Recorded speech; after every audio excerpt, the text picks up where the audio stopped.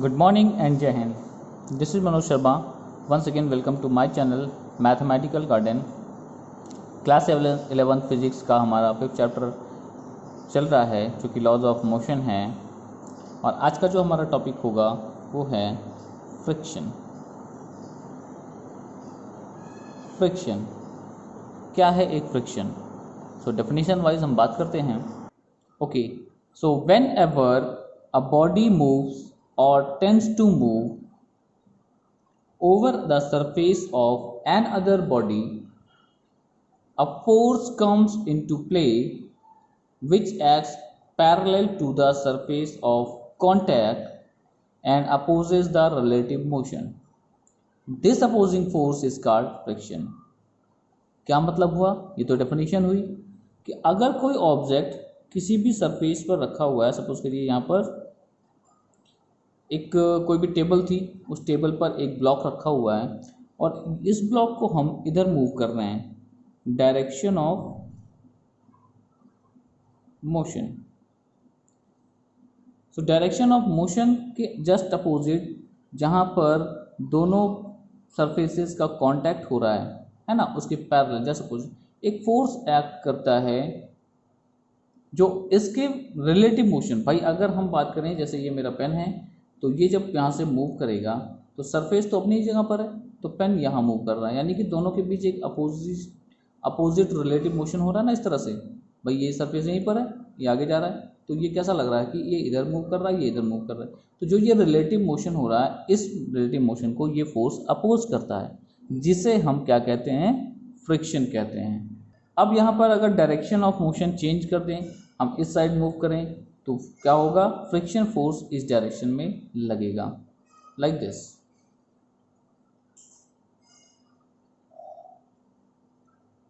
Direction of motion ये हो जाएगा, तो फ्रिक्शन फोर्स का डायरेक्शन ऐसे। और आपको बताया जाए कि यहाँ पर friction force between the to surface act करता है ना। तो फ्रिक्शन फोर्स ये चीज़ें होती हैं। आगे हम बात करते हैं फ्रिक्शन फोर्स या friction as the component of contact force. जो कॉन्टैक्ट फोर्स हैं उनका एक कंपोनेंट होता है। कैसे? So friction force as the component of contact force. दो बॉडीज हैं, यहाँ पर एक सरफेस है जिस पर एक ब्लॉक रखा हुआ है, ठीक है। अब कॉन्टैक्ट फोर्स कैसे? कि when two bodies are placed in contact, alternative forces acts between their particles at the surface of contact. यहाँ पर हमारे पास अट्रैक्टिव फोर्सेस एक्ट करते हैं। As the result each body exert contact force on the other. भाई ये क्या करेगा? ऐसा फोर्स लगाएगा ये ब्लॉक में इस सरफेस पर, और ये सरफेस इस ब्लॉक पर फोर्स लगाएगा, तो एक कॉन्टैक्ट फोर्स लगेगा, ठीक है। These mutual contact forces are equal and opposite, obeying Newton's third law. The component of contact force F normal to the contact surface is called normal force और normal reaction। भाई जो हमारा इस surface की just perpendicular लग रहा है वो नॉर्मल रिएक्शन कहलाता है। And the component parallel to the contact surface is called friction. So ये हमारा जो कॉन्टैक्ट फोर्स है, इसके दो कंपोनेंट, एक परपेंडिकुलर टू द सरफेस, एक पैरेलल टू द सरफेस। जो परपेंडिकुलर टू द सरफेस होता है वो नॉर्मल होता है, और जो पैरेलल होता है वो फ्रिक्शन होता है।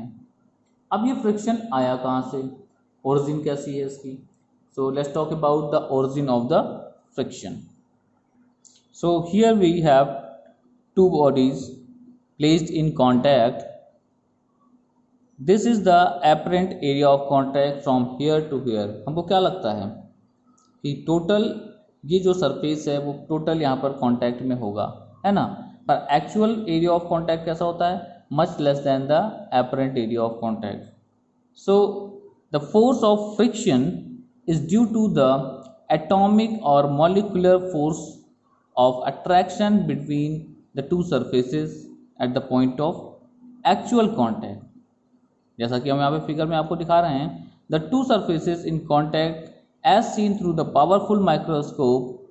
अगर हम देखें तो कुछ ऐसा ही दिखेगा, क्योंकि इरेगुलर शेप होता है जो कि हमें नॉर्मली नहीं दिखाई देता. So this is due to the irregular surface या surface irregularities. The actual area of contact is much less than the apparent area of contact. The pressure at the point of contact is very large. आप देखें यहाँ पर जितना area कम होगा उतना ज़्यादा pressure होगा. So the pressure at the point of contact is very large. The molecular bond formed between the points. एक molecular bond form होता है. When one body is pulled over the other, the bonds break. यहाँ पर क्या होता है, एक body अगर इसके ऊपर खिसकाया जाए इसको तो ये बॉन्ड ब्रेक हो जाते हैं जो यहाँ पर पॉइंट्स बना रहे हैं. ठीक है. The local deformation sends vibration waves into bodies and these vibration finally damp out and the energy appears as a heat. Hence the force need to start और maintain the motion. It means क्या है कि यहाँ पर एक force require होता है जो इस मोशन को स्टार्ट कर सकता है. उसके पहले सरफेस इरेगुलरिटीज़ के कारण वहाँ पर एक बॉन्ड फॉर्मेशन होता है. एटॉमिक और मॉलिक्यूलर बॉन्ड बनते हैं जो एक दूसरे को पकड़ के रखते हैं, और जब हम उनको रिलेटिव मोशन देते हैं तो वो बॉन्ड ब्रेक होता है जिसमें फोर्स की रिक्वायरमेंट होती है. और ये जो फोर्स ओवरकम करने के लिए लग रहा है वो फ्रिक्शन है ना, जो उसके मोशन को रोक रहा है. अब यहाँ पर टाइप्स ऑफ फ्रिक्शन, कितने तरह के फ्रिक्शन होते हैं भाई. अगर हम कोई भी ऑब्जेक्ट यहाँ से डिस्प्लेस कर रहे हैं, हमने थोड़ा फोर्स लगाया, अभी ये डिस्प्लेस नहीं हुआ, हमने थोड़ा और ज़्यादा फोर्स लगाया तो क्या हुआ, अचानक से ये डिस्प्लेस होता है ना. डिस्प्लेस होता है और उसके बाद वो अमाउंट ऑफ फोर्स जो हमें इसको मूव करने के लिए हम लगा रहे थे वो थोड़ा सा रिड्यूस हो जाता है और आसानी से ये मूव कर सकता है. कभी भी आप कोई भी हीवी ऑब्जेक्ट लाइक कोई बड़ी सी टेबल हो, है ना, बड़ा सा बॉक्स हो, आप उसको जो है स्लाइड करिए ओवर द सरफेस, आपको ये महसूस होगा कि स्टार्टिंग में आप बहुत ज़्यादा फोर्स लगाकर उसे खींच रहे थे और जैसे ही वो स्लाइड करना स्टार्ट किया आपका रिक्वायरमेंट यानी फोर्स का रिक्वायरमेंट थोड़ा सा कम हो गया है. सो इस बेसिस पे हमारे पास टाइप्स ऑफ फ्रिक्शन आते हैं और वो 3 हैं. कौन कौन से?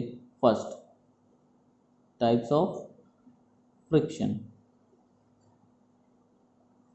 First one is static friction. Second one is limiting friction.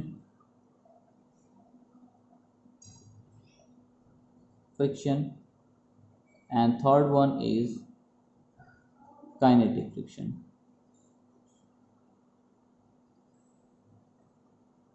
Static friction is that when the two bodies are in rest position. अगर हम ऑब्जेक्ट पर फोर्स लगा रहे हैं और वो अभी क्या हो रहा है, डिस्प्लेस नहीं हो रहा है या रिलेटिव मोशन नहीं मिल रहा है उसे, उस समय जो फ्रिक्शन एक्ट कर रहा है बॉडी को उसके फोर्स या उसके मोशन को अपोज करने के लिए. So that is static friction.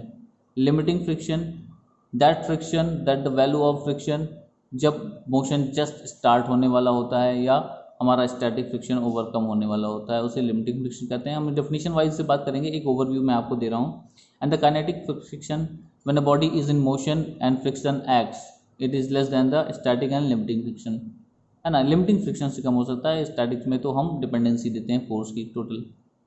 ठीक है. सो वन बाई वन हम यहाँ पर डिस्कस करेंगे. So start from static friction. So static friction, the force of friction which comes into play between two bodies before one body actually starts moving over the other is called static friction. यानी कि वो force of friction जो अभी act कर रहा है between the two bodies, जब कोई एक बॉडी अभी मूव नहीं किया है ना, before the moving of one body over the other. दो ऑब्जेक्ट हमारे पास हैं इस तरह से और हम क्या कर रहे हैं, इस पर फोर्स कुछ अप्लाई कर रहे हैं so that it can move in this direction. यहाँ पर हमारे पास फ्रिक्शन एक्ट कर रहा है. यहाँ पर मीन्स इस सरफेस पर इन अपोजिट डायरेक्शन. जितना भी फोर्स हम लगा रहे हैं, सपोज करिए हमारा हेवी सा एक बॉक्स है और हम उसे मूव करना है, हम उसे मूव कर रहे हैं यानी कि हम उसे फोर्स लगा रहे हैं कि वो मूव हो जाए. अभी हमारा फोर्स एनफ नहीं है उसके फ्रिक्शन को ओवरकम करने के लिए, तो वहाँ पर जो भी फ्रिक्शन एक्ट कर रहा है जब हम उसे खींच रहे हैं, सो वो हमारा फ्रिक्शन स्टैटिक फ्रिक्शन है. और ज़्यादा फोर्स लगाया, अभी भी कैपेबल नहीं है उसे मोशन देने के लिए, तो अभी भी जो फ्रिक्शन एक्ट कर रहा है वो स्टैटिक फ्रिक्शन है। फिर एक टाइम आएगा जैसे ही वो बॉडी मूव करेगी वहाँ पर वो स्टैटिक फ्रिक्शन खत्म, यानी कि next friction that is limiting friction आ जाएगा। ठीक है, सो स्टैटिक फ्रिक्शन का मतलब आपको आई होप कि समझ में आया हो कि जब बॉडी मोशन में नहीं हो रही है और हम फोर्स अप्लाई कर रहे हैं, वहाँ पर जो फ्रिक्शन एक्ट कर रहा है that is static friction, and it is denoted by Fs। Static friction को हम किससे डिनोट करते हैं? Fs, small f, and s।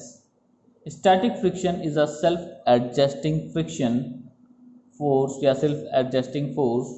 The maximum force of static friction is which comes into play when a body just start, यानी maximum friction कितना हो सकता है स्टैटिक फ्रिक्शन? बॉडी के जस्ट स्टार्ट होने से पहले जो भी फोर्स हम अप्लाई कर रहे हैं दैट